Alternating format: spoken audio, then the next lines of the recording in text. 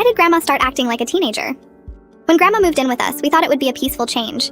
She always baked cookies, knitted scarves, and told old family stories. But something strange happened after my younger brother Jake showed her how to use his phone. Suddenly, Grandma was a different person. She started texting all the time, using weird abbreviations like LOL and BRB. She made a TikTok account and posted videos of herself dancing in the kitchen. At first, we laughed, but then it got weirder.